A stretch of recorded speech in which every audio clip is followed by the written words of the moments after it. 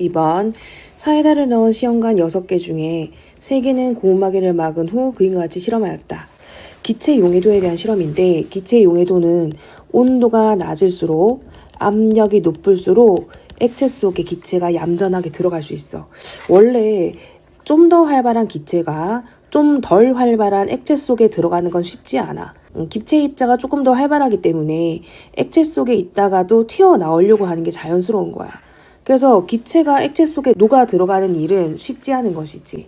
그럼 어떻게 하냐면 기체가 액체 속에 얌전하게 있을 수 있게끔 온도를 낮춰줘야 되고 압력을 주어서 억지로라도 들어가게끔 만들어줘야 돼.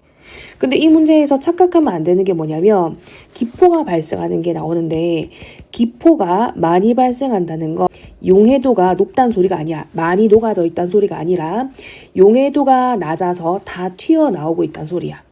그래서 용해도가 낮아서 기포가 많이 발생하는 그림인 거지. 그럼 이 중에서 가장 용해도가 높은 건 누구냐면 온도가 낮으면서 압력이 높은 얼음물에 담갔으면서 뚜껑을 닫아 압력을 준 B가 제일 기체 용해도가 높게 나타나게 돼. 그 말은 기포가 제일 적게 발생한다는 얘기지. 그럼 기포가 언제 제일 많이 발생하느냐? 기체 용해도가 낮아서 사이다 속에 들어가 있었던 이산화탄소가 다 튀어나오고 있는 모습은 E에 해당하겠지. E는 기체 용해도가 낮아 기포가 제일 많이 발생하는 그림이야. 기체 용해도를 결정한 요인이 2가지가 있는데 온도와 압력인 거지. 온도에 따라 용해도가 어떻게 달라지는가를 알고 싶을 때 온도만 다르고 같은 상황인 걸 골라주면 돼. 그래서 A와 C와 E는 모두가 뚜껑이 없는 상태에서 온도만 다르기 때문에 온도의 영향력을 비교할 수 있는 거고, 또는 모두 다 뚜껑이 씌워져 있는 상태에서 온도만 다른 BDF를 비교했을 때도 온도에 따른 용해도의 차이를 알 수 있는 거지.